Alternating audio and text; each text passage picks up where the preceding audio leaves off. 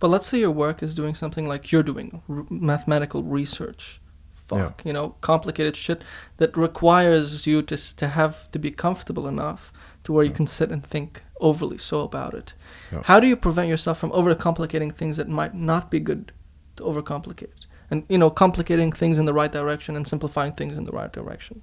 Well, by looking at the simple examples at how they behave. The thing is always about the basic things. There's nothing in math that is complicated because it needs to be complicated. Everything that's complicated, quote unquote, in math is because it builds upon certain things. It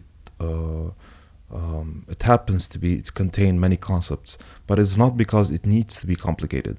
Like in math, just like in anything else, we try to simplify things as much as possible, and we're trying to understand very basic problems.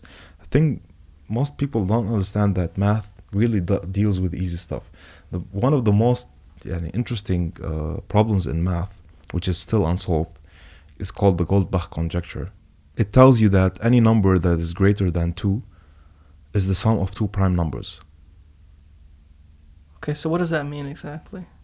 It means that, for example, 4 is 2 plus 2. 5 is 2 plus 3. Okay. 6 is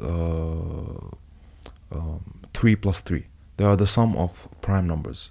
Or were you asking me what does the Goldbach conjecture mean, or what does prime number mean? I was asking about prime numbers. Okay. So, for example, number 11 is not divisible by anything other than 11 and 1. Okay. So, if you try all the numbers from 1 to 11, you will not find any number such that when you multiply it by something else, you get 11. Unless you get into fractions and percentages. Yeah, exactly. And we don't want to get into fractions and stuff. Because we want to keep life simple. Because we want to keep life simple. Yeah. So what's the point with the Goldbachs? How do you pronounce this? Goldbach conjecture. Goldbach conjecture. So what can't they solve exactly? They cannot know whether or not every number that is greater than 3 is a sum of two prime numbers. Why not? Because it's really difficult. How can you demonstrate how it's difficult? So the Goldbach conjecture says that every even number that is greater than 2 is the sum of two prime numbers. Not every number. Only even numbers. So, for example, 4 is 2 plus 2. 2 is a prime number. So, if I give you 20, for example, 10 plus 10? 10 is not a prime number. What makes something not a prime number again? What makes something a prime number is it not being divisible by anything other than itself and 1. Oh, shit. Okay. So the prime numbers are 2, 3, 5, 7, 11, 13, 17, 19. So you have to find a way to use those numbers to divide 20, for example. Yeah. Okay, that's fucking hard, man. Now I see. It sounds simple, but okay, yeah, shit. And people can't figure that out? Can't figure if this is true of all even numbers. Because it would take forever, basically.